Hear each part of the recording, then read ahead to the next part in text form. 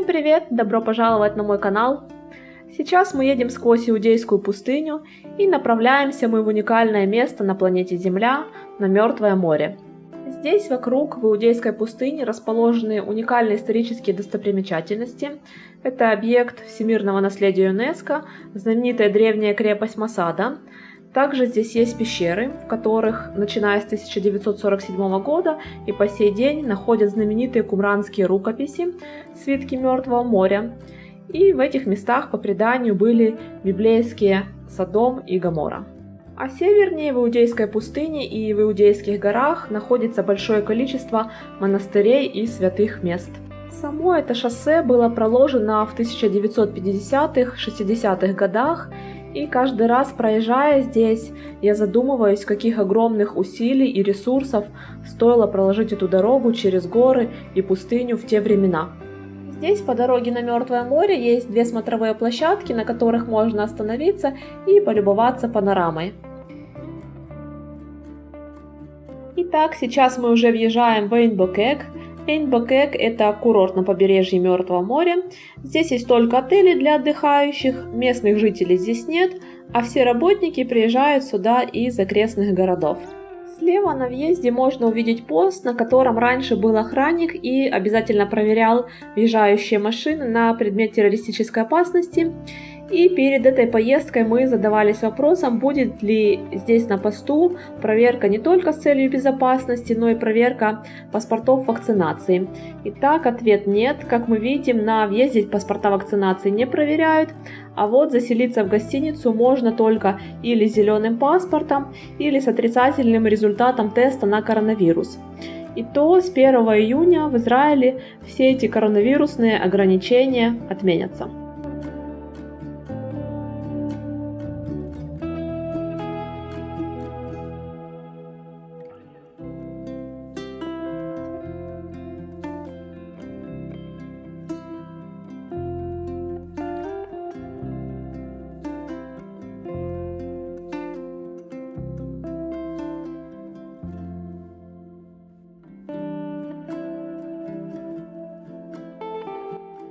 На моем канале уже есть видео о Мертвом море, о его уникальности, о пользе этого места для многих систем организма человека, и ссылку на то видео я оставлю в описании под этим видео и в конце видео.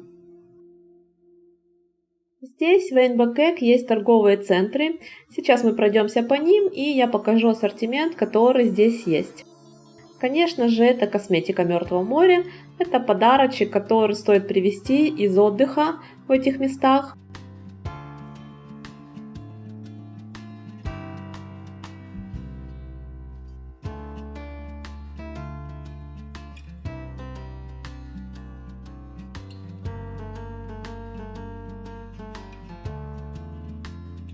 А это новый торговый центр, он открылся всего 2 или 3 года назад.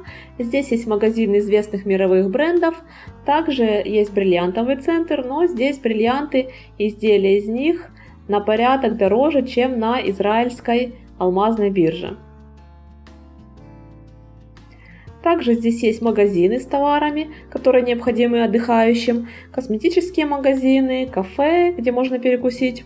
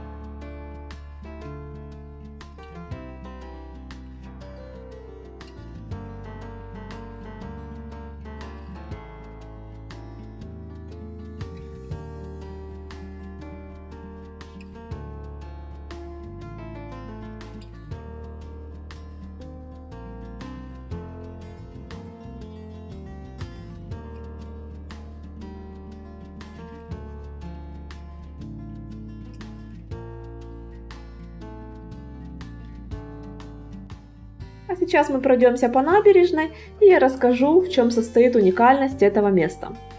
Во-первых, Мертвое море расположено в самой глубокой впадине планеты на высоте около 430 метров ниже уровня моря. Мертвое море входит в число самых соленых водоемов планеты, а его побережье является самым низким участком суши на Земле. Израилю принадлежит его западное побережье, в которое вклинивается 25-километровый участок, контролируемый палестинской автономией, а посредине вдоль моря проходит граница с Иорданией, которой принадлежит противоположная часть моря. Мертвое море является бесточным, и именно поэтому стало со временем одним из самых соленых водоемов мира.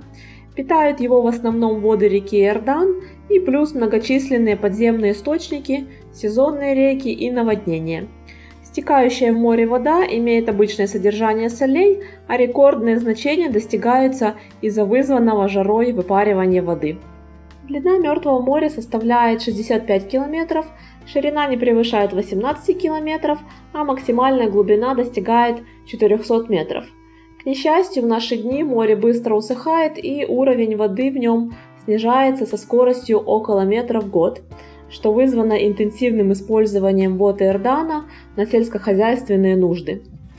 Береговая линия неуклонно отступает, и некогда единый водоем сейчас состоит из двух озер, связанных между собой искусственным каналом.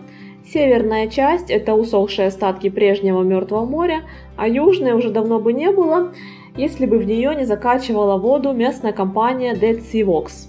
Высокое содержание солей в морской воде делает Мертвое море неподходящим местом обитания для водных животных и растений, но не мешает существованию вездесущих микроорганизмов. Здесь водятся грибы, простейшие и водоросли дуналела. Вокруг Мертвого моря водятся сотни видов птиц, рептилий, амфибий и млекопитающих, а растительный мир представлен почти 4 сотнями видов, среди которых попадаются весьма редкие растения. Солнце здесь сияет 330 дней в году, а дожди бывают редко и то только в зимние месяцы. В дождливые зимние и весенние дни поездка в регион может представлять опасность из-за наводнений, вызванных дождевыми потоками, которые устремляются в Мертвое море с Иудейских гор и Иудейской пустыни. Поэтому в зимне-весенний сезон необходимо следить за прогнозами погоды. И, по моему мнению, самыми благоприятными периодами для отдыха на Мертвом море являются весна и осень. Летом здесь очень жарко, а зимой могут быть дожди и температура в море низкая, и получится только поплавать в спа-отеле, а не в море. Отсутствие аллергенов в воде, богатый минеральный состав, минимальное ультрафиолетовое излучение и высокий уровень атмосферного давления на глубине – все это оказывает благоприятное воздействие на организм. Благоприятный эффект Мертвого моря обусловлен не только минералами, присутствующими в его водах, важную роль играет и климат. Сухой воздух и жаркая температура в течение года также имеют большое значение для борьбы со многими болезнями. Здесь успешно поддаются лечению заболевания дыхательной, кожной, нервной, опорно-двигательной и сердечно-сосудистой систем организма. Вокруг моря много лечебной грязи и серных источников, которые также используются с оздоровительной целью. Окрестности Мертвого моря содержат еще и половину мировых запасов брома, который известен благотворным влиянием на нервную систему, а воздух в области Мертвого моря насыщен дополнительным количеством кислорода. Мертвое море является единственным местом на Земле, где можно загорать в течение долгого времени, не рискуя получить солнечный ожог, благодаря имеющимся здесь 3 естественным слоям, которые защищают от ультрафиолетовых лучей. Дно моря на некоторых пляжах покрыто острыми кристаллами соли, и поэтому входить в море необходимо в специальной обуви. И также, если есть ранки или порезы на теле, то при нахождении в море они могут очень сильно ощущаться и даже может возникнуть раздражение.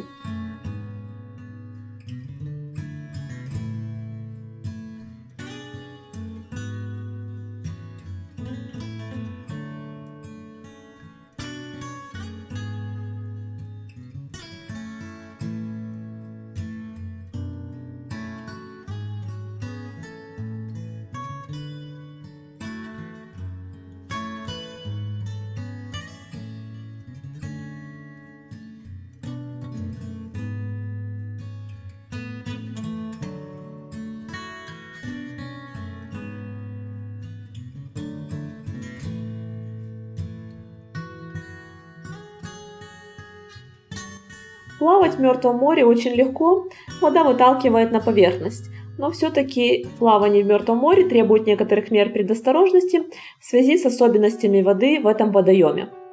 Насыщенность воды солями очень велика, и поэтому попадание воды в глаза или желудок крайне опасно для здоровья. Поэтому в воду нужно входить осторожно, не делать резких движений и уж тем более не поднимать брызги и не пытаться нырять. Благодаря высокой плотности воды тело человека без усилий держится на поверхности и не тонет. Но несмотря на то, что погрузиться на дно в Мертвом море практически невозможно, тем не менее в нем можно утонуть. В Израиле это место считается вторым самым смертельным местом для плавания. Это связано с тем, что в воде сложно передвигаться и легко оказаться в опасном положении, например, оказавшись лицом вниз. И наглотавшись такой воды, человек получает соляное отравление, которое может привести к летальному исходу. Находиться в воде в Мертвом море необходимо не более 20 минут, так как длительное погружение в воду, настолько насыщенную солями, может вызвать обезвоживание, электролитный дисбаланс и другие проблемы даже у совершенно здоровых людей. И при плавании важно чередовать погружение в воду с расслаблением на берегу.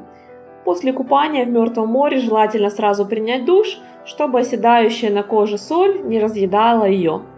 И находиться в море лучше без ювелирных украшений, так как некоторые металлы, например серебро и платина, могут потемнеть от морских солей.